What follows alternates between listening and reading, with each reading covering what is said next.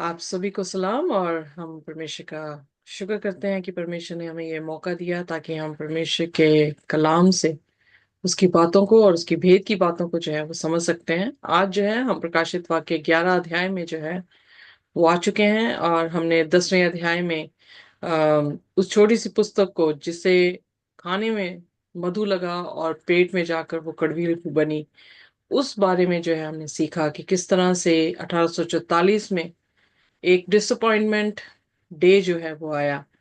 और वो छोटी सी पुस्तक दानियल की पुस्तक थी जो उठाई गई थी, और दानियल उसका 8 और उसके 14वें वचन का जो है वो रेवलेशन या रिवील किया गया था। और उनसे एक छोटी सी जो है वो गलती हुई कि वो सोच रहे थे कि यीशु मसीह 1844 में इस धरती पे आकर इस वेदी को जो है वो साफ करेंगे। पर उसके उलट ये हुआ कि यीशु मसीह नहीं आए, और उस दौरान जो है कुछ और होना था। सो आइए देखते हैं कि वो क्या होना था। वो प्रकाशित वाक्य उसका 11 अध्याय हमें सिखाता है, जहां पर टू विटनेस के बारे में, दो ऐसे गवाहों के बारे में जो है वो जिक्र आया है। पर इससे पहले कि हम प्रकाशित वाक्य 11 अध्याय में जाए, आइए अपने सिरों को झुकाएंगे और हम प्रार्थना में जाएंगे। हमारे स्वर्गीय खुदावंद, हम आपके शुक्रगुजार हैं, धन्यवाद करते हैं इस समय के लिए जो आपने हमें दिया। हमारे गुनाह गलतियों को माफ कर दें खुदावन, अपने पवित्र लहू से धोकर साफ कर दें। हमें अपनी पाक रूह दे ताकि खुदावन हमारे और आपके बीच में कोई भी ऐसी दीवार खड़ी ना हो जो हमें आपसे अलग कर सके। प्रभु, हर दीवार को आप तोड़ दें हमारी जिंदगियों से, और अपनी आत्मा हमसे कभी भी अलग ना करें। हमें अपने लहू से बिल्कुल सफेद करें। जो किरमची रंग के गुनाह हम लेकर आए हैं खुदावन, उसको भी आप बदल कर खुदावन एक हिम की तरह सफेद करें। हमें क्षमा करते हुए खुदावन हम पर दया करें और हमसे बातचीत करें। इस कलाम को हम आपकी जुबान से सीखना चाहते हैं। प्रभु, आप बोलें और हम सुने। आप बढ़ें और हम घटें, और हमारी मदद और सहायता करें जब इस कलाम को हम पढ़ते हैं। इस प्रार्थना को यीशु के नाम से मांगते हैं, आमीन। आमीन। यहाँ पर जो है हम प्रकाशित वाक्य उसका 11 अध्याय सीखने वाले हैं। और मैं एक बार फिर याद दिलाना चाहती हूँ कि ये 11 अध्याय जो है वो सिक्स ट्रम्पेट का एनलार्जमेंट है, यानी छठवीं जो तुरही फूकी गई है उस समय के दौरान की बात है। जब हम देख रहे थे 10वें अध्याय में, तो हमने देखा कि वो छोटी सी पुस्तक किस तरह से उनके पेट में जाके कड़वी हुई। और वो एक ऐसा इवेंट है जिस इवेंट का नाम हिस्ट्री, क्रिश्चियन इतिहास जो है वो द ग्रेट डिसअपॉइंटमेंट डे के नाम से जानती है। और वो छोटी सी पुस्तक, जैसे मैंने कहा, दानियल की पुस्तक थी। पर उसके बाद प्रकाशित वाक्य उसके 11 अध्याय में जो है वो परमेश्वर यूं बयान करते हैं कि असल दर उस 1844 के दौरान क्या होने वाला था, और वो कड़वी क्यों हुई। क्योंकि उनका अंदाजा ये था कि यीशु मसीह इस धरती पर जो है वो 1844 में 22 अक्टूबर को आ जाएंगे। पर इसके उलट हुआ, क्योंकि बाइबल ये नहीं कह रही थी कि यीशु मसीह जो है वो धरती को साफ करेगा। वहां पे जिक्र है कि वो वेदी को साफ करेगा, और वेदी जो है वो खुदा के रस्तों को, खुदा की उद्धार के रस्तों को जो है वो बयान करती है जब हम भजन संहिता में इसे पढ़ते हैं। यहाँ पर जब 11वें अध्याय में हम आते हैं, तो 11वें अध्याय में असल दर खुदा उस बात का खुलासा कर रहा है कि 1844 में होगा क्या। आइए देखिए प्रकाशित वाक्य उसका 11 अध्याय और उसकी पहली आयत को जो है हम पढ़ेंगे। दो गवाह। फिर मुझे नापने के लिए एक सरकंडा दिया गया, और किसी ने कहा, उठ, परमेश्वर के मंदिर और वेदी और उसमें उपासना करने वालों को नाप ले। ओके, यहाँ पर जो पर है परमेश्वर जो है एक मेजरिंग रॉड दे रहा है। अगर हम देखें तो उसे सरकंडा दिया गया है, जो कि हैकल को नापने के लिए उसे आदेश दिया गया है। जब हम कहते हैं मेजर या नापना, तो हमारा ध्यान एकदम से मत्ती की अंजील और उसके 7 अध्याय में उसकी पहली 2 आयतों में आता है, जहां पे परमेश्वर ने, प्रभु यीशु मसीह कह रहे हैं कि तू किसी का न्याय ना कर, ऐसा ना हो कि तेरा न्याय किया जाए। या जिस नाप से तू नापता है उस नाप से तुझे भी जो है वो नापा जाएगा। जब इस आयत को हम पढ़ते हैं तो ये आयत रेफर करती है जजमेंट के बारे में। सो एग्जैक्टली 1844 में हुआ क्या था? प्रभु यीशु मसीह जो है वो वेदी को साफ करने के लिए मोस्ट होली प्लेस में जो है वो एंटर हुए थे। क्योंकि जब हम लेवियों की पुस्तक उसका 16 अध्याय या 23 अध्याय में पढ़ते हैं तो वहां पर एक दिन आता था, डे ऑफ अटोनमेंट, जिस दिन में जो महायाजक था वो मोस्ट होली प्लेस में जो है वो प्रवेश करता था। मोस्ट होली प्लेस में जहां पर खुदा की आर्क ऑफ कवेनेंट होती थी, जहां पर खुदा खुदा की मर्सी सीट है, और जो करूब हैं उस मर्सी सीट को जो है वो घेरे हैं। तो जब उस दृश्य को आप देखते हैं तो वो दृश्य है जो कि खुदा के सिंहासन को दिखाता है। और होली प्लेस में हर रोज मेमने का कटना और मेमने के लहू के छिड़काव 7 बूंदों से जो कर्टन होली प्लेस और मोस्ट होली प्लेस को अ, अलग करता था, उस कर्टन में हमेशा प्रीस्ट जो है वो 7 बूंदे डाल के जाता था। और वेदी को साफ करना मतलब कि जब कोई भी पापी आता था, मेमने को लेकर आता था, अपना हाथ रखकर अपने पापों का कन्फेशन करता था और वो मेमना काटा जाता था, उसका लहू होली प्लेस में लाया जाता था। तो यानी अर्थ यह है कि यीशु मसीह पर वो सारे पाप जो थे ट्रांसफर हो जाते हैं। अब भी जब हम प्रभु यीशु मसीह के नाम से अपने पापों की माफी करते हैं तो प्रभु यीशु मसीह हमारे पापों को अपने ऊपर उठाता है, इसीलिए उसने बलिदान दिया, और वो एक बार का बलिदान सभी के लिए जो है वो आ, बिल्कुल मुनासिब रहा। तो वो लहू जब होली प्लेस में जाता था, सॉरी मैंने स्लाइड जो है वो यहाँ पे नहीं दिखाई, पिक्चर दिखा सकती थी आपको, बट जब होली प्लेस में वो लहू जाता था तो हर साल के हर एक दिन में जाता था। तो एक ही दिन ऐसा होता था जब मोस्ट होली प्लेस में याजक, महायाजक ही सिर्फ जाते थे, महायाजक जाता था, और वहां पर वो सभी का न्याय परमेश्वर करता था। और जिसको जो दोषी होता था उसको बाहर जाके जो है उस पर दोष लगाया जाता था, उसे पथरवाह किया जाता था और उसे मार दिया जाता था, क्योंकि लोग अपने पापों का पश्चाताप करते थे, और जो लोग नहीं करते थे पश्चाताप उन पर दंड किया गया होती थी, पर अदरवाइज सभी पर जो है अनुग्रह होता था। सो वो चीज जो थी वो वेदी को साफ करने की बात थी। सो इसका मतलब खुदावन यीशु मसीह 1844 में इस धरती पर नहीं आने वाले थे, बल्कि 1844 में उनकी जो है वो उनका प्रवेश जो है वो मोस्ट होली प्लेस में जो है वो हो रहा था। इसीलिए यहां पर हम देखते हैं कि प्रकाशित वाक्य 11 अध्याय में पहली आयत में ही वो कह रहा है कि एक सरकंडा दिया गया उसे, और उसे ये कहा गया कि तू खुदा के मंदिर को जो है वो नाप। सो नापना मतलब जज कर। सो खुदा के मंदिर को क्यों जज करना है, और उसके बाद जो उसमें वर्शिप कर रहे हैं उनको क्यों जज करना है? इसीलिए यीशु मसीह ने कहा खुदा का न्याय किससे शुरू होगा?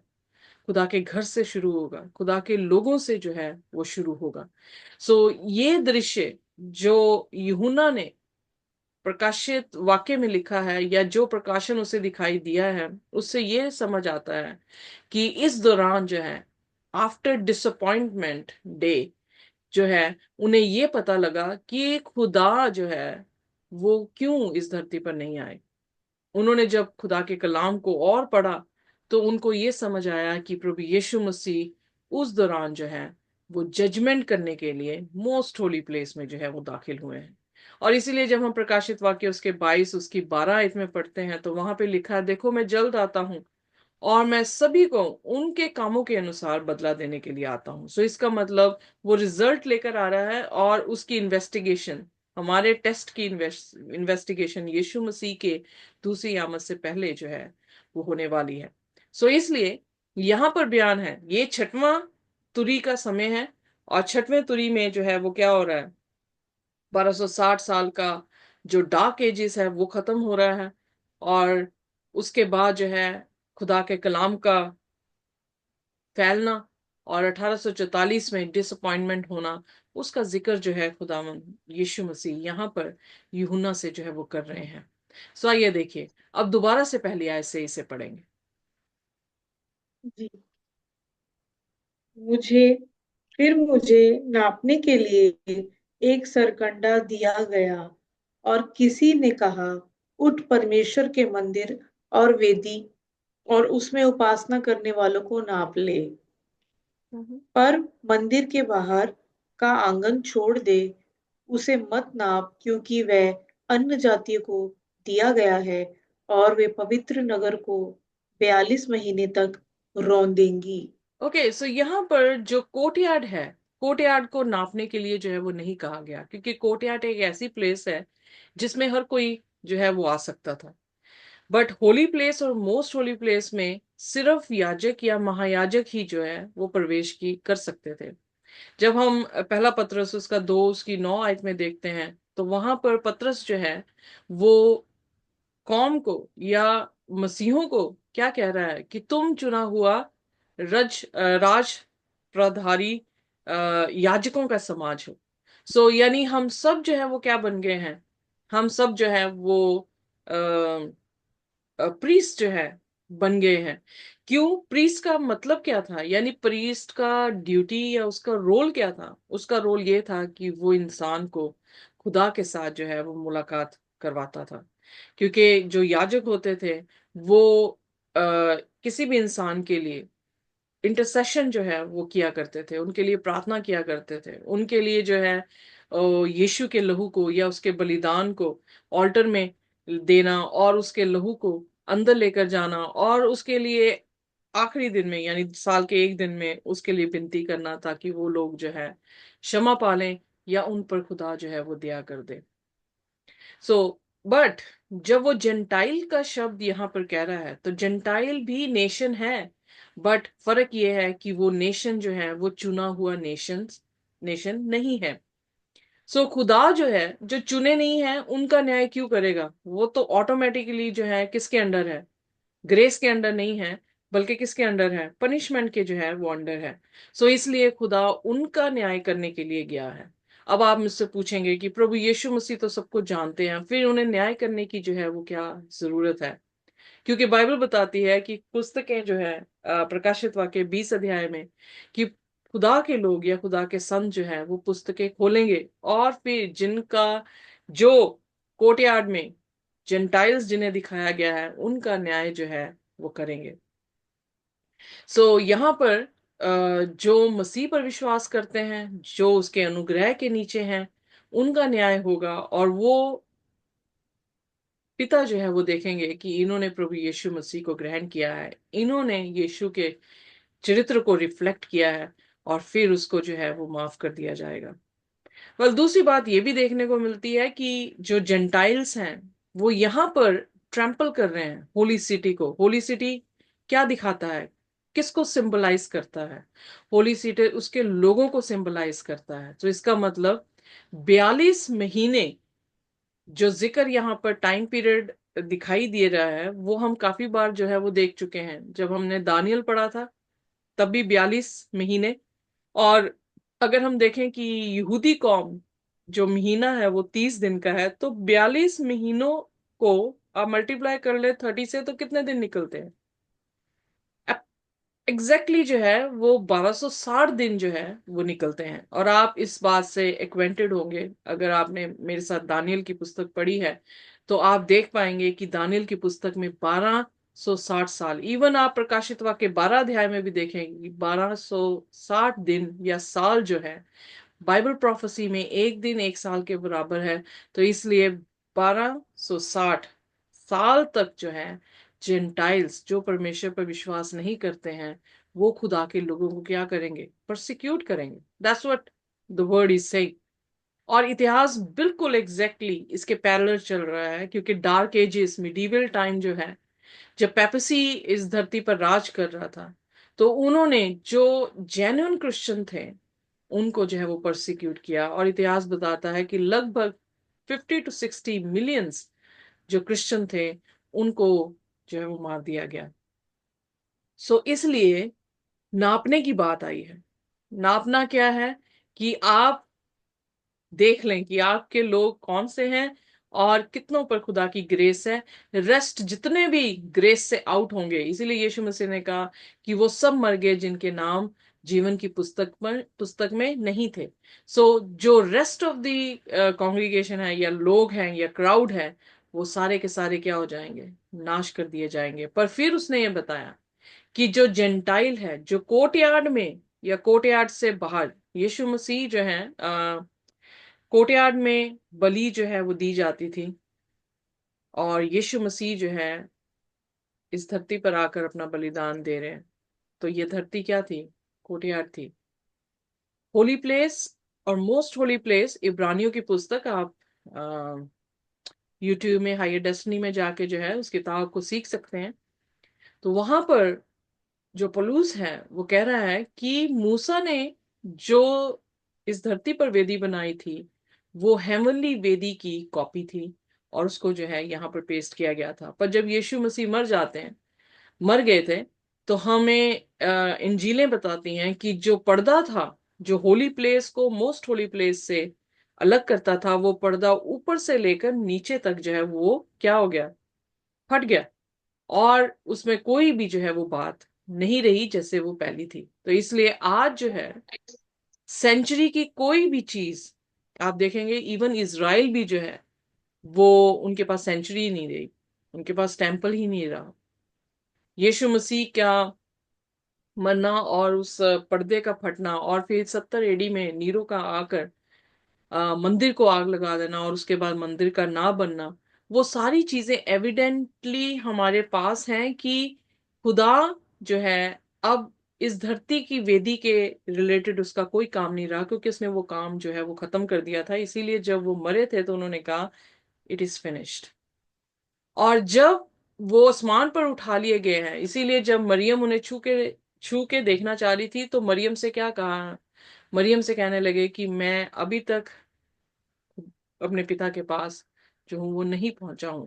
तो इब्रानी जो है पुस्तक वो ये बताती है कि प्रभु यीशु मसीह अपना ही लहू, अपना बलिदान और अपना ही लहू लेकर पिता के पास, कहां पर, वेदी में, जो कि आसमान में वेदी है, और जो आर्क ऑफ कवेनेंट है या मर्सी सीट है जहां पर खुदा विराजमान है, उनके पास बैठा है। और उनके तख्त के दाहिने हाथ यीशु मसीह जो है वो जाकर बैठे हैं, जो हमारे लिए क्या करते हैं, विनतियां कर रहे हैं।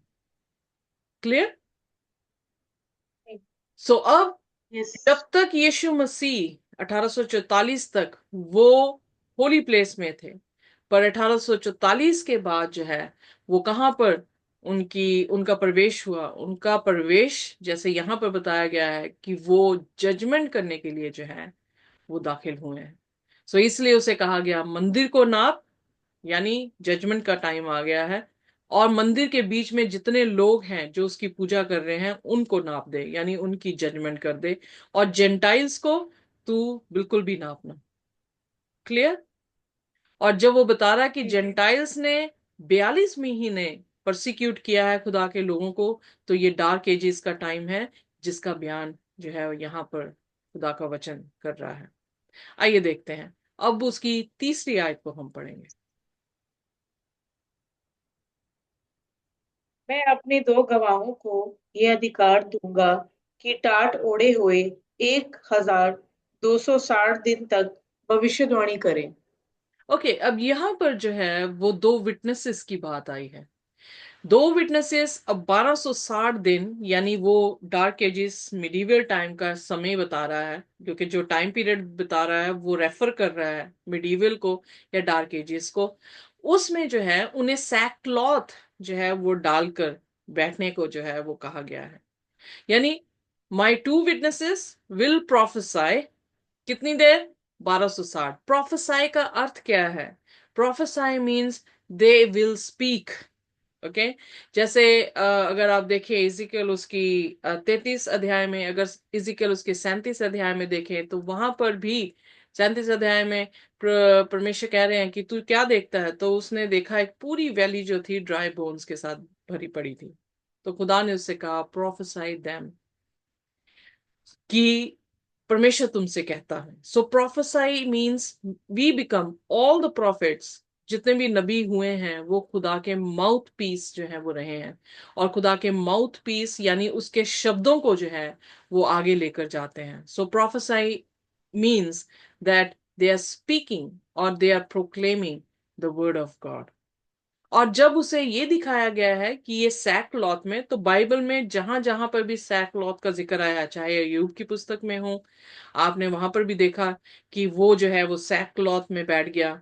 फिर आप देखेंगे एस्तर की पुस्तक में भी मॉर्डकाई जो है, जब वहां पर उसे पता लगा कि इजरायलियों को मारने का हुक्म जारी हो गया, तो वो सैक क्लॉथ में बैठा है। सो कहने का अर्थ है सैक क्लॉथ सिग्निफाइज और इम्प्लाइज कि वहां पर जो है वो मातम आ गया। सो 1260 साल में क्या था? मातम था। ये दो विटनेस जो खुदा के कलाम को सुनाने का था, उसका मातम था, क्योंकि वो सुनाया नहीं जा रहा था। पेपसी जो खुदा का कलाम था वो लैटिन भाषा में था, वो आम जनता लैटिन भाषा को नहीं समझती थी। इसीलिए पेपसी ने जो है अपने प्रीस्ट खड़े कर दिए और जैसे उन्हें चलाना चाहा उन्हें वैसे चलाया। पर झूठ, क्योंकि लाइस और झूठ जो है, इसीलिए उसे जेंटाइल कहा गया है। लाइस और झूठ जो है उसने बोलना शुरू किया, और जब खुदा की सच्चाई नहीं थी या खुदा की सच्चाई को नहीं जाने दिया जा रहा था, तो सैक क्लॉथ का मतलब है कि वो अफसोस की हालत में जो है वो बैठे हुए थे। क्लियर? सो आइए देखिए अब उसकी चौथी आयत में। ये वे ही जैतून के दो पेड़ और दो दीवट हैं जो पृथ्वी के प्रभु के सामने खड़े रहते हैं। सो यहाँ ये पर उन दो विटनेसेस को दो ऑलिव ट्रीज के मानिंद जो है वो दिखाया गया है। ऑलिव ट्रीज और कैंडल स्टिक। कैंडल स्टिक जो है, अगर आप प्रकाशित वाक्य उसके पहले अध्याय में देखते हैं, तो प्रभु यीशु मसीह सात जो है दीवटों के बीच में चलते फिरते नजर आ रहे हैं, और सात दीवट जो है वो क्या है? चर्चिस हैं। और चर्चिस का मकसद क्या है? खुदा यीशु मसीह को दिखाना। जब हम ऑलिव ट्री के बारे में देखते हैं, तो ऑलिव ट्रीज जो है वो बाइबल हमें रेफर करती है जकराया उसका 4 उसकी 2 आयत में, जहां पर उसने जो है वो होली प्लेस में, क्योंकि होली प्लेस में एक आर्टिकल था, 7 जो है दीवट होते थे, और वो 7 दीवट जो है 2400 घंटे जो है वो जलते थे। उसमें ऑयल, ये प्रीस्ट का काम होता था कि उसमें ऑयल जो है वो कंटिन्यूस चलता रहे, और वो जो है वो रोशनी या ज्योति जो है वो देते रहे। वेल, ज्योति कौन है? प्रभु यीशु मसीह हैं। और किसके जरिए से ज्योति आती है? वो ऑलिव ट्रीज क्या डाल रहे हैं? ऑलिव ट्रीज जो है वो ऑयल डाल रहे हैं। आइए देखिए जकराया उसका चौथा अध्याय और उसकी दूसरी आयत।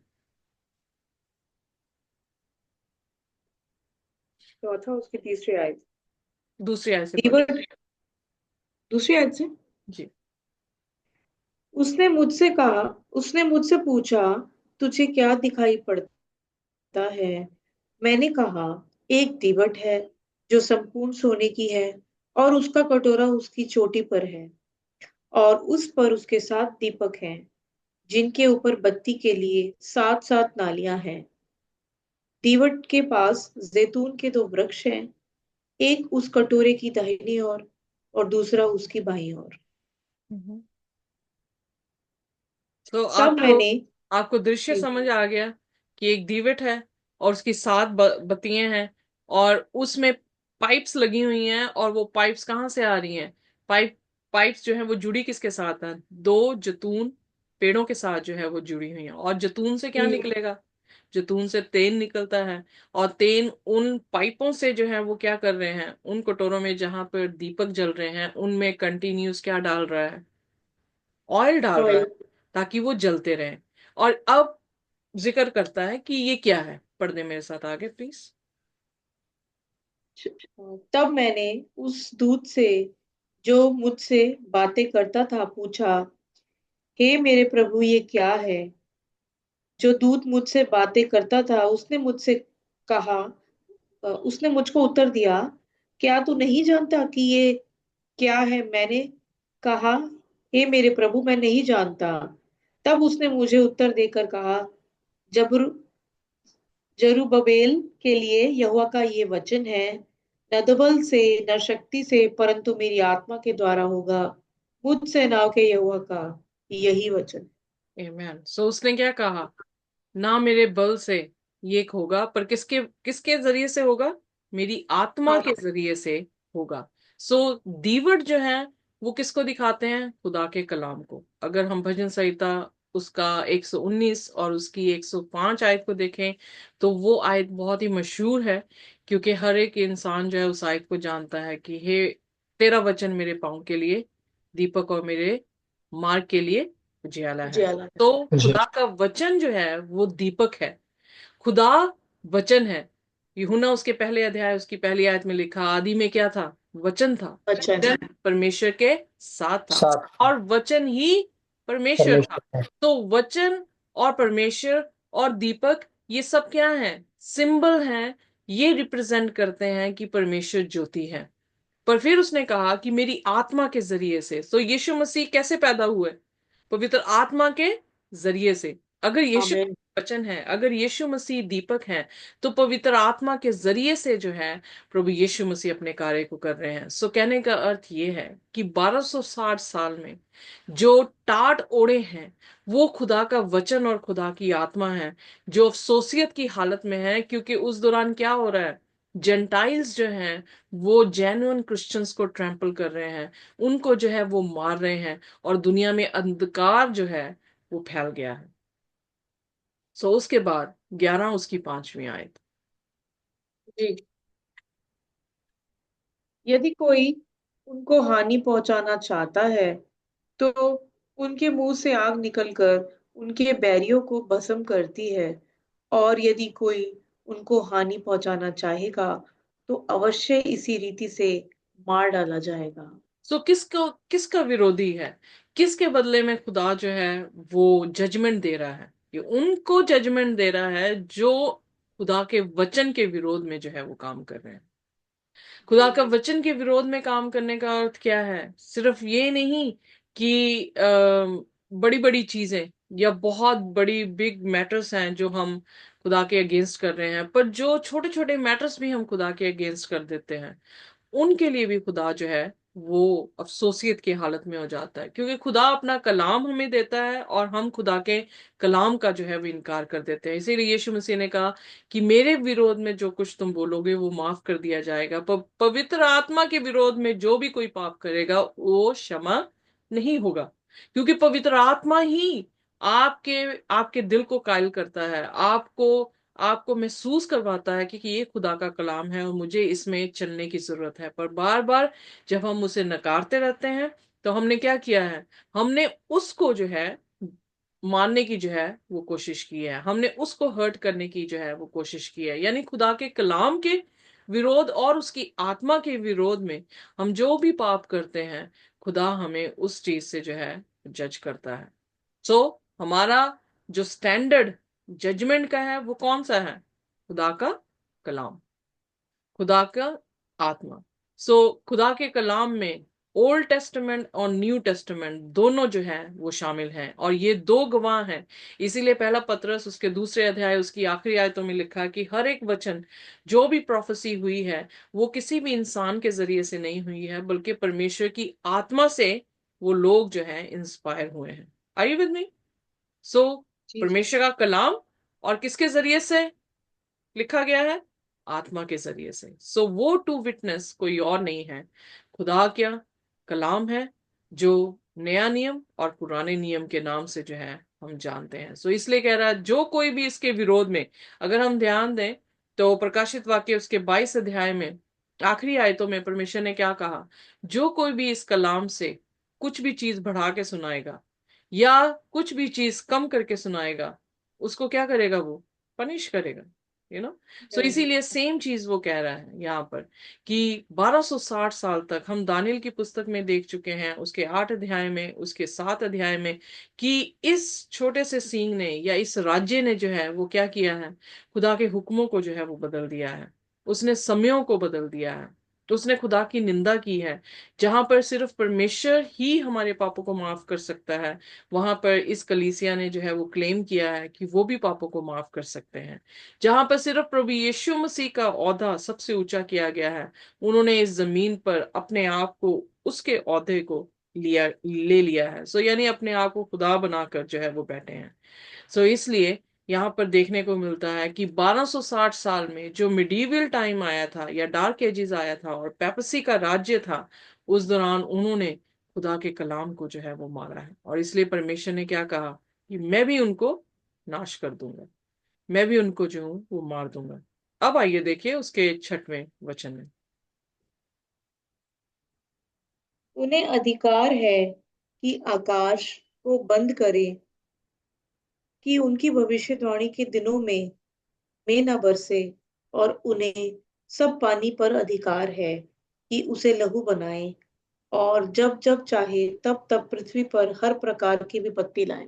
सो यहाँ पर दो चीजों को खास करके जो है सिंबलाइज किया गया है, जो कि हम ओल्ड टेस्टमेंट में इन कहानियों को देख सकते हैं। शट ऑफ द हेवंस यानी आसमान को बंद कर देना किसकी कहानी को रेफर करता है? एलिया की कहानी को रेफर करता है। एलिया ने क्या जी। कहा? एलिया ने ये कहा कि 3.5 साल तक कोई भी बारिश जो है वो नहीं होगी। जब पानी को लहू बनाने की बात आई तो कौन सी कहानी को रेफर कर रहा है? मूसा की कहानी को जो है वो रेफर कर रहा है। बहुत सारे लोग ये सोचते हैं कि शायद ये दो विटनेस जो है वो एलिया और मूसा हैं। जिक्र उन कहानियों का जरूर आया है, पर उन कहानियों में ना मूसा के पास इतनी सामर्थ्य थी कि वो पानी को लहू बना देता, और ना ही एलिया के पास सामर्थ्य थी कि वो आसमान को जो है शट अप कर देता। पर किसकी सामर्थ्य से वो काम कर रहे थे? कौन था उनके पीछे पीछे? खुदा का खुदा आत्मा, खुदा या का वचन। सो इसीलिए जब आप पढ़ते हैं कि उसने वेदी बनाई और बाल देवताओं को भी कहा, कि बाल देवता के पुजारियों को कहा कि तुम भी वेदी बनाओ। तो जब वो सारा सिनेरियो होता है, लास्ट में जब वो प्रेयर करता है तो वो ये कहता है, प्रभु कि जैसा तूने मुझसे कहा था वैसा मैंने किया है। सो इसका मतलब ये शब्द किसके थे कि आसमान बंद हो जाएगा? खुदावन खुदा के। यू नो सो जी। द वर्ड, किसके पास पावर है? I have power. किसके पास पावर है? मूसा के पास, एलिया के पास? फर्स्ट ऑफ ऑल, मूसा और एलिया का जिक्र जरूर आया है, पर 6 ट्रम्पट में, यानी 1844 में ना मूसा था ना ही एलिया जो है वो यहां पर आया है। सो इसका मतलब ये मूसा और एलिया की बात नहीं की जा रही, ये खुदा के वचन की पावर को बताया गया है। खुदा ने जब कायनात को बनाया तो कैसे बनाया? उसने अपने वचन से। शब्दों से जो है वो बनाया। उसके वचन में पावर है कि वो आसमान को बंद कर सकता है। उसके वचन में पावर है कि वो पानी को लहू बना सकता है। सो इसलिए यहाँ पर दो विटनेसेस, जब दे आर्टिकल यहाँ पे दे जो है प्रोनाउन आया है, तो वो किसको रेफर कर रहा है? उन टू विटनेसेस को रेफर कर रहा है। सो टू विटनेसेस क्या है? खुदा का कलाम है। सो कलाम के पास पावर है, उसके शब्दों में जो है वो पावर है। और ये जो कलाम हमारे हाथों में हमने पकड़ा हुआ है, ये क्या है? ये खुदा के शब्द हैं। खुदा ने बोला है, और जो उसने बोला है उसमें जिंदगी है। इसीलिए नए नियम में क्या कहा गया है? जिसके पास पुत्र है उसके पास जिंदगी है। सो इन चीजों को बड़ी सीरियसली लेने की हमें जरूरत है, क्योंकि इनसे अलावा हमें जिंदगी कहीं पर भी जो है वो मिल नहीं सकती। कोई भी मूसा, कोई भी एलिया, कोई भी प्रचारक, इस दुनिया का पोप क्यों ना हो, इस दुनिया का महान जो है वो प्रचारक क्यों ना हो, they have nothing in them until unless God give them, God gives them. ठीक है, जब तक खुदा उन्हें नहीं कुछ देता, उनके पास इस चीज की अथॉरिटी ही नहीं है कि वो अपने बलबूते से कर सकते हैं। No no, it's only the word of God. ये सिर्फ खुदा का कलाम है, खुदा के शब्द हैं, जो प्रोनाउंस प्रॉफिट्स करते हैं, और फिर क्या करता है? वो पूरा करता है। इसीलिए व्यवस्था विवरण में लिखा है कि अगर कोई भी नबी कोई बात कहता है, अगर वो पूरी नहीं होती है, तो वो नबी क्या है? झूठा है। क्योंकि खुदा का कलाम कभी भी फेल नहीं हो सकता। आमीन। आमीन। आमीन। Amen. ये देखिए उसके साथ में वचन में जाएंगे। जी। जब वह अपनी गवाही दे चुकेंगे, तो वह पशु जो अथाह कुंड में से निकलेगा, उनसे लड़कर उन्हें जीतेगा और उन्हें मार डालेगा। सो यहाँ उनके पर शव। जी। हाँ जी, पढ़ दें आप बुक। आगे पढ़ दो। हाँ जी, पढ़ दें, खत्म। उनके शव उनके शव उस बड़े नगर के चौक में पड़े रहेंगे, जो आत्मिक रूप से सदोम और मिस्र कहलाता है, जहां उनका प्रभु भी क्रूस पर चढ़ाया गया था। Okay, so one verse by one हम एक्सप्लेन करेंगे या उसको जो है रिवील करेंगे। सो यहाँ पे लिखा है, when they shall have finished their testimony, किन्होंने, उन गवाहों की जो है वो टेस्टिमनी जब फिनिश हुई है, तो क्या हुआ है, बीस्ट कहां से निकला है, बॉटमलेस पिट से। खुदा कहां से उतरता है, आसमान की बादशाह से। तो ये कौन सा बीस्ट है जो नीचे की तह से जो है वो निकल रहा है। सो इसका मतलब खुदा की तरफ से ये बीस्ट नहीं है।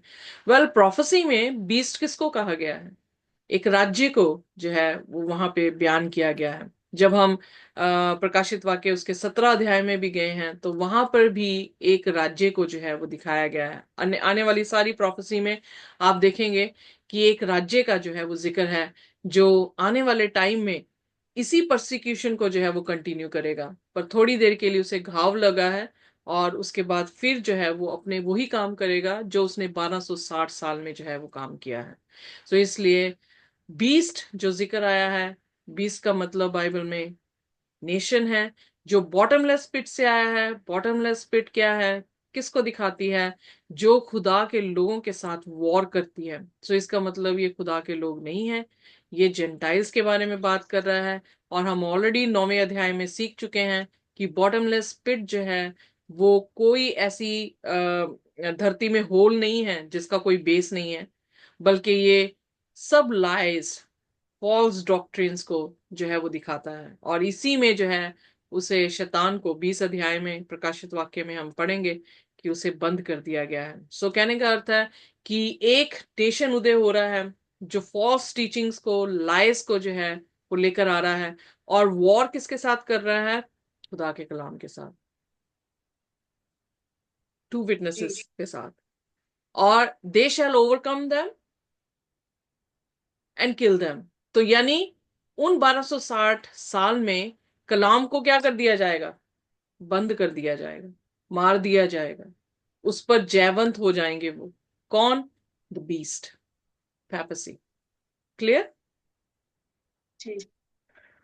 ओके। या फिर उसने कहा कि उनकी डेड बॉडीज जो हैं वो ग्रेट सिटी, अब ध्यान दें कि यहां पर जो है वो ग्रेट सिटी जो है वो जिक्र कर रहा है। ग्रेट सिटी जो है वो बार बार, आप 12 अध्याय के बाद जितने भी अध्याय आप पढ़ने वाले हैं आपको इसी ग्रेट सिटी के बारे में जिक्र करेगा। ये ग्रेट सिटी कोई और नहीं है, ये ग्रेट सिटी जो है वो सिटी है जिसमें एक व्यभिचारिणी बैठी है। आइए मेरे साथ निकालिए प्रकाशित वाक्य उसका 17 अध्याय जी। और उसकी अ, उसकी दूसरी आयत से जो है हम पढ़ेंगे। ओके। ओके। जिसके आ, साथ। पहली आयत से ही जी। पढ़ देते ताकि क्लियर हो जाए जिन्होंने नहीं सुना। Javed, you want to read? Yes I can read okay. Yeah, you can. Okay. जिन 7 स्वर्गदूतों के पास वे 7 कटोरे थे, उनमें से एक ने आकर मुझसे यह कहा, इधर आ, मैं तुझे मैं तुझे उस बड़ी वेश्या का दंड दिखाऊं जो बहुत से पानी पर बैठी है, जिसके साथ पृथ्वी के राजाओं ने व्यभिचार किया और पृथ्वी के रहने वाले उसके व्यभिचार की मदिरा से मतवाले हो गए थे। तब वह मुझे आत्मा में जंगल को ले गया, और मैंने लाल रंग के पशु पर, जो निंदा के नाम से भरा हुआ था और जिसके 7 सिर और 10 सींग थे, एक स्त्री को बैठे हुए देखा। वह स्त्री बैजनी और लाल रंग के कपड़े पहने थी, और सोने और बहुमूल्य मणियों और मोतियों से सजी हुई थी, और उसके हाथ में एक सोने का कटोरा था जो घृणित वस्तुओं से और उसके व्यभिचार के अशुद्ध वस्तुओं से भरा हुआ था। उसके मत्थे पर यह नाम लिखा था, वेद, बड़ा बेबीलोन, पृथ्वी की वेश्या और घृणित वस्तुओं की माता। मैंने उस स्त्री को पवित्र लोगों का लहू और यीशु के गवाहों का लहू पीने से मतवाली देखा। उसे देखकर मैं चकित हो गया। तब उस स्वर्गदूत ने मुझसे कहा, तू क्यों चकित हुआ? मैं स्त्री और उस पशु का जिस पर वह सवार है, जिसके 7 सिर और 10 सींग है, तुझे भेद बताता हूँ। जो पशु तूने देखा है वह पहले तो था पर अब नहीं है, और अथ्य कुंड से निकलकर नाश में पड़ेगा। और पृथ्वी के रहने वाले जगत की उत्पत्ति जिनके नाम जगत की उत्पत्ति के समय से जीवन की पुस्तक में लिखे नहीं गए, इस पशु की दशा देखकर कि पहले था और अब नहीं है और फिर आ जाएगा, अचंबा करेंगे। ओके, सो यहाँ पर हम 17 अध्याय जो है जब हम आएंगे तो हम एक एक लाइन का जो है वहां पर खुलासा करेंगे। पर यहाँ पर जिक्र आ रहा है कि एक ऐसी स्त्री है जो पानियों पे बैठी है, पानी मतलब मल्टीट्यूड में बैठी है, और उसने वही काम किया जो यहाँ पर पैरेलल चल रहा है। 1260 साल में जो है खुदा के लोगों को मारना, उसके माथे पर जो है वो निंदा के नाम लिखे हुए दिखना, और उसने जो है वो मदिरा पिलाई ताकि वे विचार कर सके। तो ये सारे सिंबल्स हैं जो ये बताते हैं कि व्यभिचार जो है वो क्या है, पाप है। यानी खुदा को छोड़कर आत्मिक व्यभिचार क्या है, शारीरिक व्यभिचार तो ये है कि अपने पति को छोड़कर किसी और के साथ सोना। आत्मिक में कैसे देखते हैं हम कि अपने परमेश्वर को छोड़कर हमने दूसरे परमेश्वरों को सिजदा जो है वो कर दिया है। सो यहाँ पर एक ऐसी कलीसिया है जो नेशन है, पानियों पे बैठी है। तो पानी क्या है, नेशन है, नेशंस पे बैठी है, जो क्या कर रही है, व्यभिचार जो है सभी को करवा रही है। और ये 1260 साल का जिक्र जो है इसके साथ बिल्कुल पैरेलल चल रहा है। तो आगे भी जो है जब हम पूरा चैप्टर पढ़ेंगे तो देखेंगे कि इस स्त्री ने या इस चर्च ने, क्योंकि एक ग्रेट सिटी कह रहा है, उस ग्रेट सिटी को चर्च का नाम दे रहा है, जो चर्च जो है फॉल्स चर्च है, जिसने खुदा के विरोध में जो है वो पाप किया है। अब यहां पर वो स्पिरिचुअली उसे सुदूम कह रहा है और उसे मिशर कह रहा है। अब सुदूम जब शब्द आता है तो कहां पर आपका दिमाग जाता है, यानी इस ये शब्द किसको रेफर कर रहा है? एक कहानी को रेफर कर रहा है जो सदूम और गोमरा की थी, जिसमें लूत और उसका परिवार रह रहा था, जो कि इब्राहिम का भतीजा था। और इब्राहिम लूत के लिए इंटरसीड करता है, और खुदा के फरिश्ते जो हैं वो सदूम और गोमोरा को खत्म करने के लिए आते हैं। कारण क्या था कि उस शहर को जो है वो खत्म किया गया? आइए देखिए यहूदा की पत्री, जो कि प्रकाशित वाक्य से पहले है, उसका पहला यानी एक ही अध्याय है, और उसकी 7वीं आयत को जो है हम पढ़ेंगे। जी, यहूदा 1:7। जिस रीति से सदोम और अमोरा उनके आसपास के नगर, जो इनकी न्याय व्यभिचारी हो गए थे और पराई शरीर के पीछे लग गए थे, आग के अनंत दंड में पड़कर दुष्टांत ठहरे हैं। सो यहाँ पर हम देख रहे हैं सुदूम किसका निशान है? अडल्ट्री का निशान, फॉर्निकेशन का, यानी व्यभिचार करने का जो है वो निशान है। सो जब बाइबल यहाँ पे कह रही है their dead bodies shall lie in the street of the great city, so इसका मतलब परसिक्यूशन हुई है कि दफनाने वाला भी कोई नहीं है। ओके, और उसे स्पिरिचुअली सिंबलाइज किसके साथ किया जा रहा है? सुदूम के साथ। सुदूम यानी वो जिन्होंने व्यभिचार किया है। सो इसीलिए प्रकाशित वाक्य 17 अध्याय भी एक ऐसी कलीसिया के बारे में बता रहा है जो व्यभिचार नहीं है और व्यभिचार करवा रही है। सो सुदूम जो है वो उनका निशान है। पुराने नियम की कहानी को लेकर खुदा ने यहाँ पर सिंबल जो है हमें दिया है, ताकि हम समझ सके कि उससे क्या हमें समझ आता है। अगर सुदूम बाबुल है, क्योंकि आप जब दानियल उसके 11 अध्याय में जाते हैं तो दानियल जो है वो दो राज्यों के बारे में जिक्र कर रहा है, जिसे उसने कहा नॉर्थ और साउथ। सो यरूशलेम जो है वो सेंटर में है, और ये रेफर कर रहा है यरूशलेम के जो नॉर्थ में है, किंगडम ऑफ नॉर्थ, और जो यरूशलेम से साउथ की तरफ है उसे किंगडम ऑफ साउथ करके जो है वो डिनोट किया गया है। पर हमने जब दानियल 11 पढ़ा था तो वहां पे पता लगा कि जो नॉर्थ का किंगडम है वो किसका फ्लैग लेकर जा रहा था? वो अल्टीमेटली किसको दिखा रहा है? वो आने वाले टाइम में जो है वो एक रोम को दिखा रहा है, और रोम के बाद जो है वो पेपसी की तरफ जो है वो इशारा कर रहा था। पर जब हमने साउथ, किंगडम ऑफ साउथ को देखा, तो किंगडम ऑफ साउथ जो है वो मिस्र को दिखा रही थी, और मिस्र आगे जाके फ्रांस और एथिज्म को जो है उसने आगे जो है अपना फ्लैग कैरी किया और उन तक जो है अपना फ्लैग पहुंचाया। सो यहाँ पर दो ही चीजों का जिक्र किया गया है। सुदूम जो व्यभिचार कर रहा है, और 17 अध्याय में वो फ्लैग किसको दिया गया है? एक चर्च को दिया गया है जिसने खुदा के साथ आत्मिक रीति से व्यभिचार किया है। दूसरा, मिशर। मिशर क्या दिखाता है, आइए देखिए।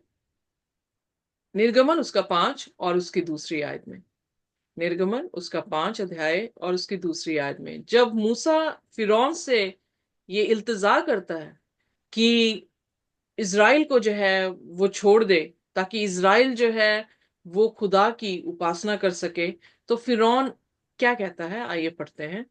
निर्गमन उसका फिरौन 5। ने कहा फिरौन ने कहा, यहोवा कौन है कि मैं उसका वचन मानकर इस्राएलियों को जाने दूं? मैं यहोवा को नहीं मानता, मैं यहोवा को नहीं जानता, और मैं इस्राएलियों को नहीं जाने दूंगा। सो यहाँ पर हम जब देखते हैं कि जो मिशर है वो एथिज्म को दिखा रहा है कि वो विश्वास ही नहीं करते परमेश्वर पर। He like who is the Lord, परमेश्वर है कौन? क्योंकि फिरौन अपने आप को भगवान मानते थे, अपने आप को परमेश्वर मानते थे, इसलिए उनकी ममीज बनाई जाती थी और उनके पिरामिड्स बनाए जाते थे। उनके मरने के बाद उनके लिए खाना पीना, जहरात, कपड़े, सब कुछ उनकी कब्र में रखे जाते थे, क्योंकि उनका विश्वास ये था कि ये दोबारा जो है वो आएंगे और इनकी आत्मा जो है वो हमारी रहनुमाई करेगी। सो उनके लिए कोई खुदा नहीं था, उनके लिए वो खुद ही जो है वो खुदा थे। सो इसलिए जब परमेश्वर कंडीशन बता रहा है उस 1260 साल में उन लोगों की जिन्होंने दो विटनेसेस को टॉर्मेंट किया है, उनको मारा है, उन पर ओवरकम हुए हैं, उनका जो स्पिरिचुअल स्टैंडर्ड है वो एक सुदूम और मिशर की तरह जो है वो बताया गया है। जिन्होंने, सुदूम, अगर आप ध्यान दें तो अगर सुदूम रोम है तो रोम ने ही यीशु मसीह को क्या किया है, क्रूसीफाई किया है। एम आई राइट? या इसलिए वो सिंबल दे रहा है। प्रकाशित वाक्य इज फुल ऑफ सिंबल्स, पर वो सिंबल को क्रैक कैसे किया जा सकता है? अगर हमें खुदा का कलाम पुराने नियम में जो है वो समझ आ रहा है, या पुराने नियम का कलाम हम समझते हैं, तो हम इसे क्रैक कर सकते हैं। इसलिए यहां तक हमें अंडरस्टैंड हो गया कि 1260 साल में दो विटनेस यानी खुदा का कलाम बंद कर दिया गया है, इसीलिए उस टाइम को डार्क एजेस जो है वो कहा गया है। और एक ऐसा नेशन था जिसने परसिक्यूट किया है और उस पर ओवरकम किया है, और वो एक सुदूम की तरह था, एक मिस्र की तरह था। सुदूम यानी व्यभिचारिणी, जो कि फ्लैग इसका लेकर आ रही है रोम से, पेगन रोम से पेपल रोम को जो है वो दे रही है। और मिस्र जो है वो मिस्र से फ्रांस या एथिज्म को, जो कि उस दौरान जो है एथिज्म बहुत फैला था, उसके बारे में जो है वो जिक्र कर रही है। आइए देखते हैं अब प्रकाशित वाक्य उसका 11 और उसकी 9वीं आयत। सब लोगों और कुलों और भाषाओं और जातियों के लोग उनके शवों को 3.5 दिन तक देखते रहेंगे और उनके शवों को कब्र में रखने ना देंगे। ओके, यहाँ पर सिर्फ खुदा के कलाम की परसिक्यूशन नहीं, लोगों की भी परसिक्यूशन है। और यहाँ पर कितने अरसा बताया गया, कितना टाइम पीरियड बताया गया? 3.5 काल। जी, 3.5 काल को अगर आप उसे कन्वर्ट कर दे दिनों में, तो कितने दिन बनते हैं?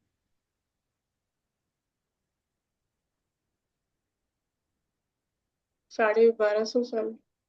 इट्स एग्जैक्टली 1260 साल। वो सेम ही नंबर हाँ बता जी। रहा है, महीनों में, कुछ सालों में और कुछ दिनों में बता रहा है, पर सेम ही जो है वो नंबर्स हैं या पीरियड ऑफ टाइम है जिसके बारे में जो है खुदा यहाँ पर बात कर रहे हैं। उसके बाद 10वीं आयत में, जी, पृथ्वी के रहने वाले उनके मरने से आनंदित और मगन होंगे और एक दूसरे के पास भेंट भेजेंगे, क्योंकि इन दिनों भविष्यद्वक्ताओं ने पृथ्वी के रहने वालों को सताया था। ओके, भविष्यद्वक्ताओं ने, कौन से भविष्यद्वक्ताओं ने धरती के रहने वालों को सताया था जो झूठे थे? यहाँ पर हम देख रहे हैं कि उस दौरान जब इन्हें मार दिया गया, किसको? दो विटनेसेस को, यानी खुदा के कलाम को बंद कर दिया गया, उस पे जयवंत हो गए हैं, और उस कलाम की रोशनी जो है वो दुनिया से अलग कर दी गई है और डार्कनेस जो है वो फैला दी गई है, तो लोग इस बात में बहुत खुश हुए। कौन से लोग थे? जिन लोगों ने उस स्त्री के साथ, उस चर्च के साथ मदिरा पी थी और व्यभिचार किया था। और वो कैसे लोग थे? अमीर लोग थे। They were very rejoicing. They were rejoicing, they were marrying, यानी बड़े खुश थे और जश्न कर रहे हैं, एक दूसरे को गिफ्ट्स दे रहे हैं, क्योंकि उन्होंने कहा these two profits tormented them. कैसे टॉर्मेंट हुआ? क्योंकि खुदा का कलाम और झूठ, जो झूठे हैं उनके लिए खुदा का कलाम हमेशा ही टॉर्मेंट की तरह रहा है। इसीलिए आप देखेंगे कि अधर्मी हमेशा ही धर्मियों को क्या कर रहे हैं? मार रहे हैं। Are you with me? जी। केन और हाबिल की कहानी में आप देखें, हाबिल ने क्या गुनाह किया था? कुछ नहीं किया था, सिर्फ वो धर्मी था, खुदा के वचन के अनुसार कर रहा था और खुदा ने उसको कबूल किया था। और केन इसी बात से जलन करता हुआ उसको क्या कर देता है? खत्म कर देता है। सो जैसे जैसे हम बाइबल को पढ़ते हैं वैसे वैसे ये देख रहे हैं कि जो अधर्मी हैं वो धर्मियों को क्या कर रहे हैं? इसी बात से मार रहे हैं, क्योंकि उनके पास कलाम है, वो कलाम पर चलते हैं। और दूसरा जो कलाम पर नहीं चलता है उसके लिए वो क्या बन जाते हैं? टॉर्मेंट जो है वो बन जाते हैं। सो इसलिए उस टॉर्मेंट से बचने के लिए वो उनको मारते हैं। क्लियर? अब आगे 11वीं आयत में जाएंगे। परंतु 3.5 दिन के बाद परमेश्वर की ओर से जीवन का श्वास उनमें बैठ गया और वे अपने पांव के बल खड़े हो गए और उनके देखने वालों पर बड़ा भय छा गया। तो यहाँ पर 3.5 काल कितना समय था? 1260 साल के बाद। अगर हम 7 कलीसिया के बारे में जिक्र किए थे तो हमने ये देखा था कि सरदिस के बाद कौन सी कलीसिया आई? फिलाडेल्फिया की कलीसिया आई। फिलाडेल्फिया की कलीसिया में क्या था कि एक ऐसा दरवाजा था, बड़ा दरवाजा, जो खुदा ने खोल दिया था। और वो कौन सा दरवाजा था? खुदा के गॉस्पेल का दरवाजा। यानी जब आत्मा उन दो विटनेसेस में फिर दोबारा से फूकी गई तो क्या हुआ? वो अपने पैरों पर खड़े हो गए और जो देखने वाले थे उनमें क्या हो गया? भय जो था वो छा गया, क्योंकि उन्होंने उन्हें मार दिया था। पर अब क्या हुआ है? गॉस्पेल दोबारा से, एक दरवाजा खुल गया है, खुदा ने एक दरवाजा खोल दिया है और गॉस्पेल दोबारा जो है वो खड़ा हो गया। क्लियर? क्योंकि इस दौरान में जब परसिक्यूट रोम पेपसी जो है वो कर रहा था और कोलंबियस ने जो है वो अमेरिका को डिस्कवर किया, ये उन्हीं से डरते हुए भाग रहे थे और अमेरिका जो है इन्होंने खोज लिया। और अमेरिका जब फुल फ्लेज नेशन बना तो उन्होंने जो है वो क्या किया? उन्होंने मिशनरीज को दुनिया के अलग अलग जगहों पर जो है वो भेज दिया। इंग्लैंड, जो इंग्लैंड का राजा था, fifth, I forgot the name. So उसने, क्योंकि उसकी पत्नी जो थी रोमन कैथलिक थी, पोप की बहन थी, उसको डिवोर्स किया। पोप ने उसे एक्सक्यूमिनिकेट किया और उसने अपना चर्च जो है वो खोल लिया, church of England. Napoleon. No, church of England. और आ जाएगा नाम यार। चर्च ऑफ इंग्लैंड जो है उसने खोला। और उस दौरान फिर यूके ने बाइबल सोसाइटी खोली, अमेरिका ने बाइबल सोसाइटी खोली, और मिशनरी यूके से और अमेरिका से जो है वो दुनिया के शोर शोर में पहुंचने लगे और गॉस्पेल दोबारा से क्या हो गया? रिलीव हुआ, दोबारा से रेजरेक्ट हुआ। और फिर डार्क एजेस को उस दौरान पर जो है 1798 में पोप को फ्रांस ने, जो कि एथिज्म को दिखा रहा है, उसने गिरफ्तार किया। और फिर वहां पर रोमन कैथोलिक चर्च को ऐसा घाव पड़ा कि उस दौरान खुदा ने उनको जजमेंट देकर अपने कलाम को दोबारा से जो है वो रेजरेक्ट कर दिया। किंग ये हेनरी। वही इवेंट जो है यहाँ पर खुदा जो है अपनी प्रोफेसी में, अपने प्रकाशन में जो है वो हम तक जो है वो पहुंचा रहा है। और फिर उसके बाद क्या हुआ, आइए देखिए 12वें वचन में। जी। तब उन्हें स्वर्ग में से एक बड़ा शब्द सुनाई दिया, यहाँ ऊपर आओ। ये सुन वे बादल पर सवार होकर अपने बैरियों के देखते देखते स्वर्ग पर चढ़ गए। सो यहाँ पर उनको क्या कहा गया? उन दो विटनेसेस को बुलाया गया कि इधर आओ। कहां से आवाज आई? हेवन से आई। और उन्हें क्या किया गया? हेवन में उठा लिया गया। इसीलिए प्रभु यीशु मसीह ने कहा कि मुझे जब उठाया जाएगा या जब मैं क्रूज पे मरूंगा तो क्या होगा? बहुत सारे लोग मैं खींच लूंगा और बहुत सारे लोगों को मैं बचा लूंगा। सो कलाम भी जो है वो क्या हुआ? उसे ऊंचा किया गया। और हेवन इन क्लाउड, क्लाउड हमें ये चीज बड़ी बखूबी से दिखाता है कि cloud is the presence of God. खुदा की हजूरी में उसको ऊंचा किया गया और उसके जो एनिमीज थे वो उसे देख रहे थे कि हमने तो इन्हें क्या कर दिया था, खत्म कर दिया था। किस तरह से जो है ये अराइज हो रहा है और शाइन हो रहा है। और खुदा का कलाम जो है वो इसी तरह से जो है वो 1798 के बाद 1800 की ईस्वी में जो है वो कलाम बढ़ने लगा। अब उसके बाद आइए देखिए 13वीं आयत में। जी जी। फिर उसी घड़ी एक बड़ा भूकंप हुआ आपकी और आवाज नगर कट का। रही है। ओके। अब आई। अभी सही है। जी अब।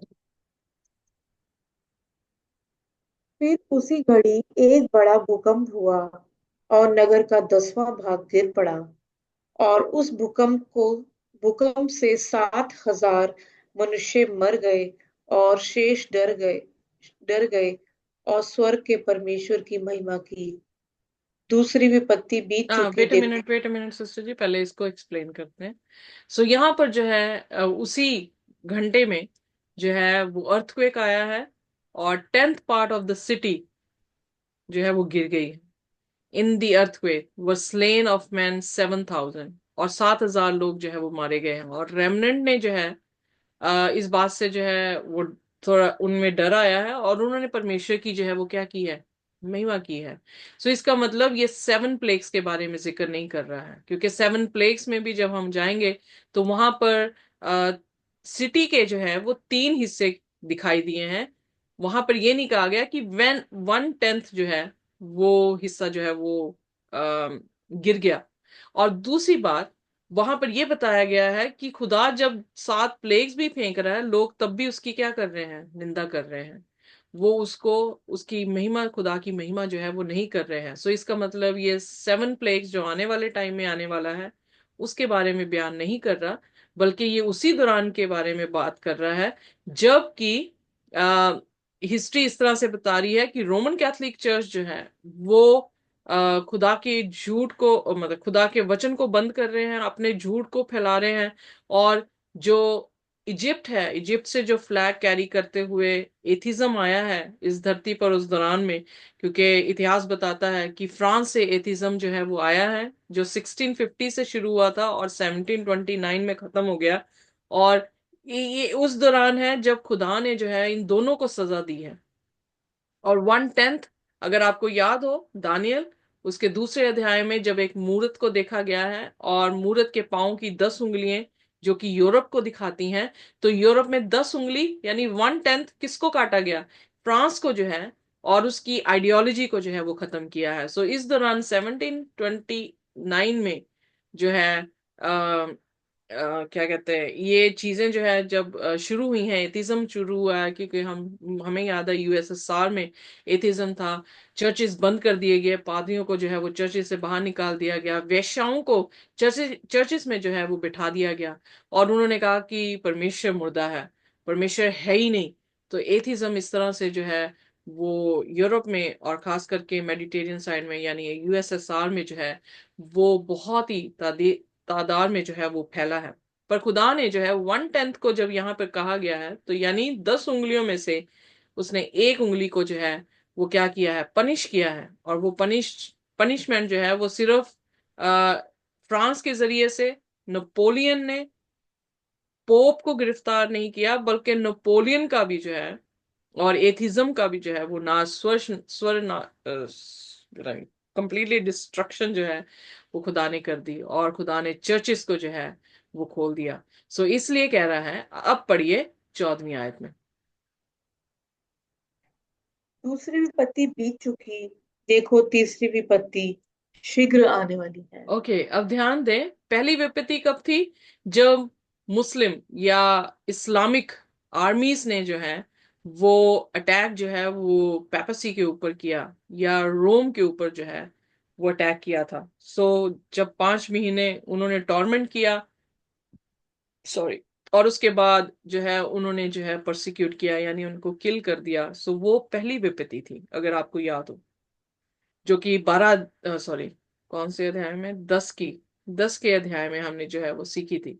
अब वो क्या कह रहा है, ये दूसरी विपत्ति है जो क्या हो गई है, खत्म हो गई है। और ये दूसरी विपत्ति कब है, 1260 साल के बाद, जो रोमन कैथोलिक चर्च पर घाव हुआ और जो एथिज्म को खुदा ने खत्म किया, तो उस पर जो विपत्ति आई है वो सेकंड थी। पर अब तीसरी विपत्ति है। वो कब? बहुत शीघ्र आती है। आइए देखिए वो कौन सी विपत्ति है। पर्दे मेरे साथ प्रकाशित वाक्य 11 और उसका 15वां वचन। जी। जब सातवें दूत ने तुरही फूकी, तो स्वर्ग में इस विषय में बड़े बड़े शब्द होने लगे, जगत का राज्य हमारे प्रभु का और उसके मसीह का हो गया, और वह युग युग राज्य करेगा। आमेन, आमेन। सो आमीन। छठवीं सील तक उतना जो है वो बयान किया गया है, पर छठवीं सील के आगे जो बयान है वो 12 अध्याय से खुदा जो है वो एग्जैक्टली 19 अध्याय तक जो है उसको और एक्सपेंड करेंगे। बट यहां पर इस अध्याय में उन्होंने क्या किया है? उन्होंने जो है सातवीं तुर्री को बता दिया है। सातवीं तुर्री क्या है? प्रभु यीशु मसीह की दूसरी आमद। जब परमेश्वर इस जगत को अपना राज्य बनाएगा, जब उसका राज्य हमेशा और हमेशा के लिए जो है वो स्थापित कर देगा। सो हम कहां पर हैं? कौन सी तुर्री में अभी चल रहे हैं? क्या सातवीं तुर्री हो गई है? नहीं हुई है। सातवीं तुर्री यीशु मसीह की दूसरी आमद पर है। और इस दौरान हम कौन सी तुर्री में चल रहे हैं? हम इस दौरान छठवीं तुरी में चल रहे हैं, जो कि हम देखते हैं कि 1260 साल के बाद जो है वो छठवां तुरी का समय जो है वो शुरू हुआ। फिर उसके बाद आइए देखिए उसके 16वें वचन में।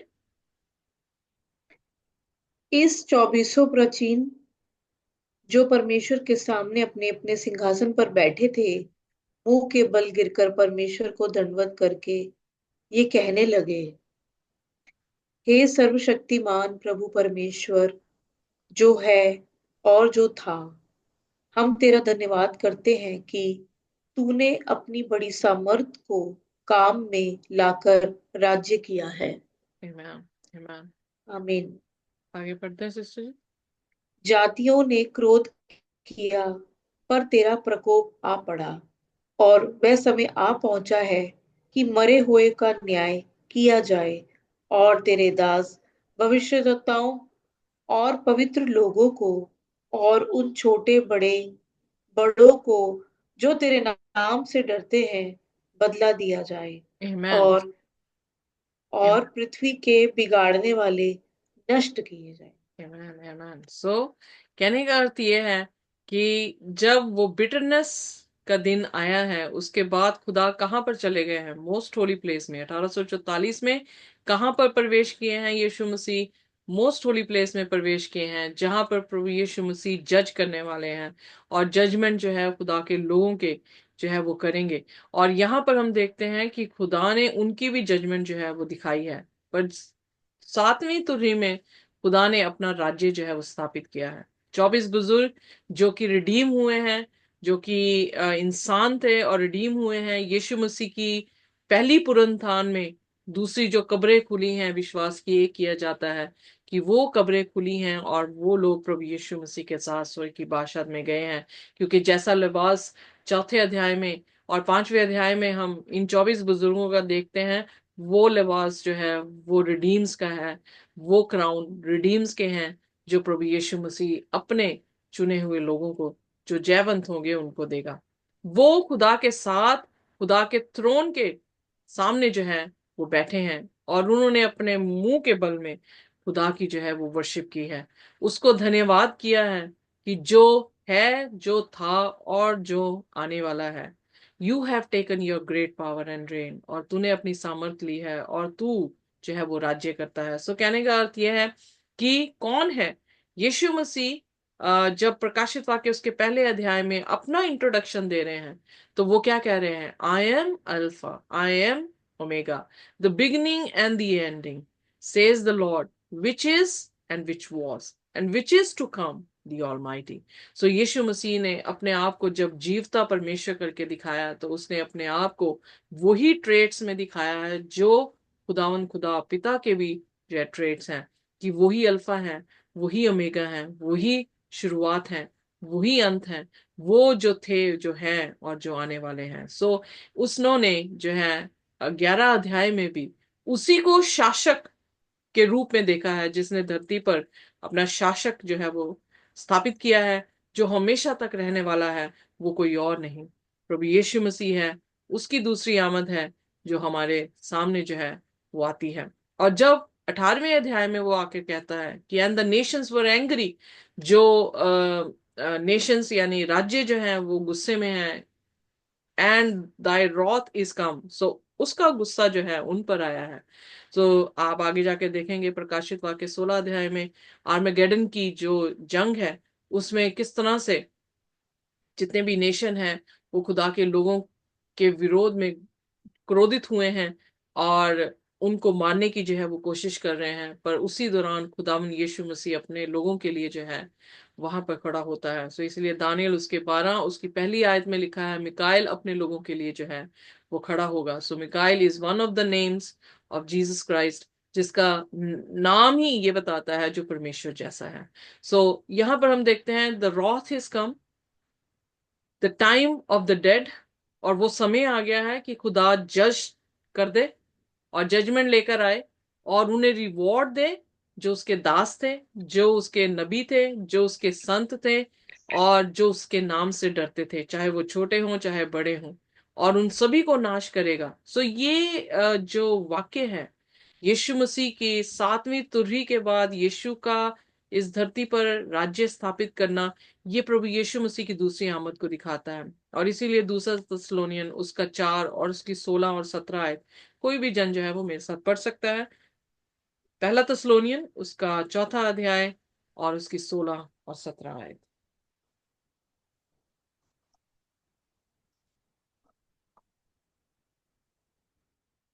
पहला थिस्सलुनीके उसका 4 अध्याय उसकी जी। 16 और 17। क्योंकि प्रभु आपकी स्वच्छ उतरेगा, उस समय ललकार और प्रधान दूत का शब्द सुनाई देगा, और परमेश्वर की तुरही फूकी जाएगी, और जो मसीह में मरे हैं वे पहले जी उठेंगे। तब हम जो जीवित और बचे रहेंगे उनके साथ बादलों पर उठा लिए जाएंगे कि हवा में प्रभु से मिले, और इस रीति से हम सदा प्रभु के साथ रहेंगे। आमीन। सो यहाँ पर Amen. दूसरी आमद के बारे में जो है वो जिक्र किया गया। अब आइए दूसरा थिस्सलुनीयन उसका दूसरा अध्याय उसकी 8वीं आयत। वहां पर यहाँ पर तो हमें रिवॉर्ड दिखा है उन लोगों का जो मसीह पर विश्वास कर रहे थे, मसीह में ही मर गए हैं। पर आइए देखते हैं दूसरा थिस्सलुनीयन और उसका दूसरा अध्याय उसकी 8वीं आयत जो है वो पौलुस किस तरह से बयान करता है। जी। तब वह धर्मी प्रकट होगा, जिसे प्रभु यीशु अपने मुंह की फूंक से मार डालेगा और अपने आगमन के तेज से भस्म करेगा। Amen. आमीन। सो यहाँ पर सेकंड कमिंग में जो विकेट है उनका इनाम क्या लेकर आ रहा है कि वो उसकी जो है रोशनी से तबाह हो जाएंगे। सो इसलिए यहाँ पे कह रहा है and shouldn't destroy them, should destroy them which destroy the earth। so सबसे ज्यादा कौन सा ऐसा वक्त है जिसमें हम हमारी अर्थ को डिस्ट्रॉय इजिली किया जा सकता है? कोई और वक्त नहीं है, हमारा ही वक्त है। विच डिस्ट्रॉय द अर्थ यानी कौन है, क्या वो इवन डार्क एजेस में भी उनके पास कोई ऐसा गन पाउडर नहीं था, कोई ऐसा उनके पास केमिकल बॉम्ब्स नहीं थे जिससे वो एक ही बटन दबाए और पूरी दुनिया जो है वो तबाह हो जाए। सो ये आखिरी समय के लोगों की जो है वो बात कर रहा है कि उस समय यानी हम जो 6वीं तुरही के बिल्कुल अंत में आ चुके हैं, क्योंकि 7वीं तुरही फूकते ही यीशु मसीह जो है इस धरती पर आ जाएंगे।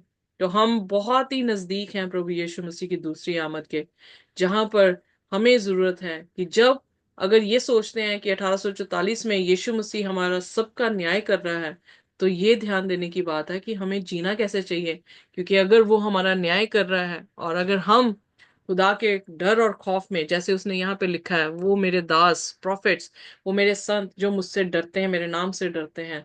सो अगर उसके नाम से डरते हैं, वो स्वर की भाषा में जाने वाले हैं, तो हमारी जिंदगी हमें परखने की जरूरत है कि हम कैसे रह रहे हैं इस दिन में जब यीशु मसीह न्याय कर रहा है। तो क्या आर वी सीरियस, क्या हम सीरियस हैं कि हम अपने आप को तैयार रखें, हम अपने पापों गुनाहों को अपने से अलग कर दें और खुदा की आत्मा हम कभी ना तरके, ताकि जो दो गवाह खुदा ने हमें बख्शे हैं अपनी पाक रूह के जरिए से, जो पाक कलाम की समझ हमें वो दे रहा है, अगर हमने उसको तर्क दिया, अगर हमने उसको जो है वो किल कर दिया या हर्ट कर दिया, तो हम कभी भी माफ नहीं किए जाएंगे।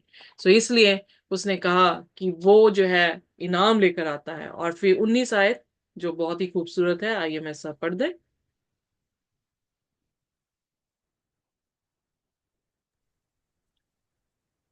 11 की 19। जी। तब परमेश्वर का जो मंदिर स्वर्ग में है वो खोला गया, और उसके मंदिर में उसकी वाचा का संदूक दिखाई दिया, और बिजली और शब्द और गर्जन और भूकंप हुए और बड़े ओले पड़े। ओके, सो यहाँ पर बड़े ओले जो है कब पड़ने वाले हैं? जब हम प्रकाशित वाक्य 16 अध्याय में 7 प्लेग्स के बारे में सीखते हैं, तो वहां पर आखिरी जो है वो यही है जो पड़ने वाला है। और वो क्या है? ग्रेट हेल्स, बहुत बड़े बड़े ओले जो है, एक एक मन के ओले जो है वो गिनने वाले हैं। लगभग 50 या 58.9 kg, लगभग उतने भार का ओला जो है वो इस धरती पर पड़ने वाला है। सो खूबसूरत चीज ये है कि यूहन्ना ने यीशु मसीह के सेकंड कमिंग में क्या देख रहा है? खुदा का मंदिर जो स्वर्ग में है। इसीलिए मैंने कहा कि जमीन का मंदिर का काम जो है वो खत्म हो गया। अब किसका काम शुरू हो गया? स्वर्ग के मंदिर का जो है वो काम शुरू हो गया। होली प्लेस और मोस्ट होली प्लेस वो स्वर्ग की बादशाहत में है। और कोर्टयार्ड जो इस धरती पर था, उसमें जो है पर्दा जो है फाड़ने पर जो है उसकी सारी सेंस मतलब पवित्रता, जो भी उसका खौफ था, वो सारा खत्म कर दिया गया। और ये दिखाता है कि अब हम खुदा के साथ सीधा जो है वो मिलाप कर सकते हैं। हमें किसी भी जिस्मानी प्रीस्ट की जरूरत नहीं है। हम डायरेक्ट प्रभु यीशु मसीह के जरिए से खुदा के साथ मुलाकात कर सकते हैं। तो उसने क्या देखा? The temple of God was opened in heaven. So जो स्वर्ग में मंदिर है उसका दरवाजा खुला। और आर्क ऑफ कवेनेंट कहां पर था? होली प्लेस में कि मोस्ट होली प्लेस में? मोस्ट होली प्लेस में। मोस्ट होली प्लेस में, एग्जैक्टली exactly। और जब यीशु मसीह ने अपना पहला काम खत्म किया, यानी सेक्रीफाइस का काम खत्म किया, उसने कहा इट इज फिनिश, तो पर्दा जो है वो कहां पर था? वो मोस्ट होली और होली प्लेस के बीच में पर्दा था, जो क्या हो गया? खुल गया। और होली मोस्ट होली प्लेस जो थी वो विजिबल हो गई। अब जब यीशु मसीह अपना मुकम्मल काम खत्म कर रहा है, और प्रकाशित वाक्य 16 अध्याय में जब उसने कहा it is, again he is telling it is finished, तो क्या हो रहा है? मंदिर जो है उसका दरवाजा खुल गया। और फिर मोस्ट होली प्लेस जो है वो क्या दिखाई दिया है? विजिबल जो है वो दिखाई दिया है। And there were lightning and voices and thundering and earthquake and great hail. आइए मेरे साथ निकालिए प्रकाशित वाक्य उसका 16 अध्याय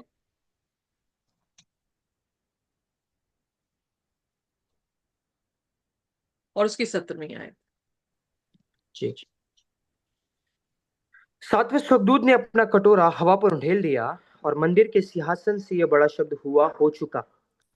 फिर बिजलियां चमकी और शब्द और गर्जन हुए, और एक ऐसा बड़ा भूकंप आया कि जब से मनुष्य की उत्पत्ति पृथ्वी पर हुई तब से ऐसा बड़ा भूकंप कभी ना आया था।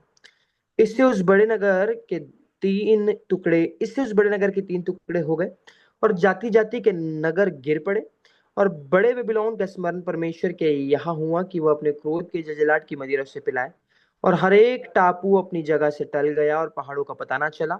आकाश से मनुष्य पर मन मन भर के बड़े ओले गिरे, और इसलिए कि विपत्ति बहुत ही भारी थी, लोगों ने ओलों की विपत्ति के कारण परमेश्वर की निंदा की। So this is what the word of God is. तीसरी वो यीशु मसीह की दूसरी आमद। और उस दौरान जो बहुत बड़ा कलेश इस धरती पर आने वाला है, और वही ग्रेट सिटी जिसका 1/10 1260 साल के बाद जो है वो फॉल हुआ। अब उसी सिटी के 3 भाग जो है खुदा ने क्या कर देने, बराबर, उन्होंने ट्रिनिटी की कॉपी की है। आगे आप देखेंगे इसके बारे में। खुदा ने उन्हें 3 ही भागों में जो है वो बांट दिया। और उसे क्या नाम दिया गया? द ग्रेट बेबीलोन, जो कि आपने प्रकाशित वाक्य उसके 17 अध्याय में उस कलीसिया का नाम जो है वो सुना है। उसको अब याद नहीं किया जाएगा, क्योंकि खुदा अपने प्रकोप के साथ उसे खत्म कर रहा है। और यहाँ पर फिर वही सेम वर्ड्स या टर्मिनोलॉजी इस्तेमाल की गई है कि किस तरह से लाइटनिंग होगी, वॉइसेस होंगे, थंडरिंग होगी, और ग्रेट हेल्स जो है वो आएंगे। पर लोगों ने अपने पापों से पश्चाताप नहीं जो है वो किया, और इसलिए खुदा की जजमेंट जो है जेंटाइल्स पर, जो खुदा पर विश्वास नहीं करते हैं, उन पर आकर गिरेगी। पर जजमेंट जो नाप कर रहा है अपने लोगों का, वो ग्रेस उन पर जो है वो शो करेगा, ताकि वो प्रभु यीशु मसीह के लोग जो हैं वो बन सके। खुदा का शुक्र है, उसकी तारीफ हो कि उसने हमें ये अध्याय समझाया, और जो आने वाले इवेंट्स हैं उसको हम जो है वो 12 अध्याय से जो है वो सीखना शुरू करेंगे। खुदा आप सभी को आशीष और बरकत दे। कोई भी जन जिसे भी परमेश्वर हिदायत करे वो हमारे लिए प्रार्थना कर सकता है।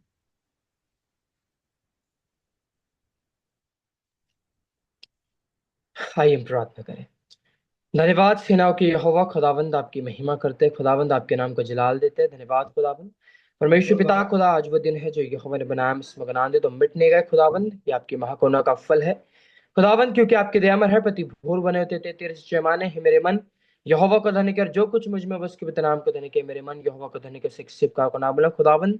आपका धन्यवाद देता हूं परमेश्वर, जिस तरह हम प्रतिदिन प्रतिदिन खुदावंद बाप आपके वचन में बढ़ते चले जा रहे हैं, अब आपके प्रकाशन से भरते चले जा रहे हैं। आपका धन्यवाद हो खुदावंद परमेश्वर, जिस तरह हमने देखा जो 5 इवेंट्स को खुदावंद बाप अभी तक के हम देखते आ रहे हैं, अभी जो हम आगे जो होने जा रहे हैं खुदावंद बाप, जब उन सब बातों को देखते आए खुदा, जब खुदावंद personally what I felt Lord, प्रकाशित वाक्य 11 एक होप की तरह खुदावंद बाप मुझे देखने को मिलता है। खुदावंद बाप हम जानते खुदावंद बाप, जिस तरह प्रकाशित वाक्य में भी खुदावंद बाप 2 के 10 3 के 10 में खुदावंद बाप लिखा है कि प्राण दिन तक विश्वासी रहे तो मैं तुझे जीवन का मुकुट दूंगा। खुदावंद बाप हम देखते हैं जब आपके कलाम को आपके लोगों ने थामे रहा, जरूर उन पे परसिक्यूशन आई, बट खुदा मैं विश्वास करता हूँ कि खुदा उन पर यह आशा थी कि जिस तरह हम अगर मर भी जाए तो उसके दूसरे आगमन में जी उठा ले जाएंगे और अनंत काल के लिए खुदावंद उस वक्त की बादशाहत में राज करेंगे उस यीशु मसीह के साथ।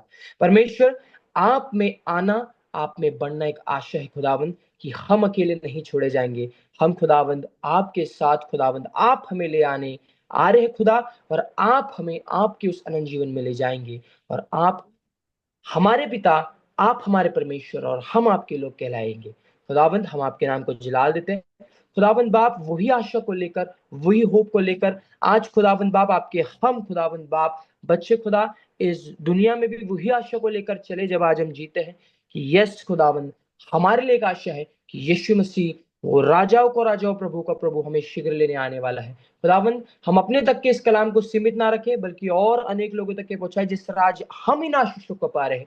परमेश्वर हमारे शब्द का मैं आपके मका बखान करने के लिए, परंतु जो ऑनलाइन भी देखते हैं इस लेसन को, परमेश्वर भी आशीषित रहे और आपके अभिषेक को पाने के, आपके वचन के अनुसार आशीषित होने का वो कारण ठहरे। परमेश्वर आप परमेश्वर ने आशीषित करे और हम सबों को आप लेकर चले। सिस्टर जी को ब्लेस करे परमेश्वर, जो आपके वचन के ज्ञान से आप भरते चले जा रहे हैं। जब हम प्रकाशित वाक्य 12 और डीप स्टडीज को जाते खुदा हमारी बुद्धि को खोले कि हम आपके वचन की ओर, जिस तरह मरियम आपकी ओर अपना समय बिताती थी खुदावंद आपके चरणों तले, हम यीशु आपके वचनों के पास अपना समय बिताए कि खुदा हम और तृप्त किए जाए और ऐसे पवित्र किए जाए कि खुदावंद हम उस स्वर्ग की बादशाहत के वारिस ठहरे। परमेश्वर आप में हमें और बड़ा लेकर चले। सारा जलाल आपको देते हुए आवश्यक आप बड़े और मैं घटू हम घटा मुबारक पा जाए। सारी महिमा आपको देते हुए को यीशु मसीह के नाम मांगतो खुदा सुंदर से ग्रहण कीजिए, आमीन। आमेन। परमेश्वर आमेन। का शांति और उसका अनुग्रह हमारे साथ इसी तरह से जब तक कि वो दोबारा ना आ जाए, इसी तरह से बना रहे। आमीन। आमीन।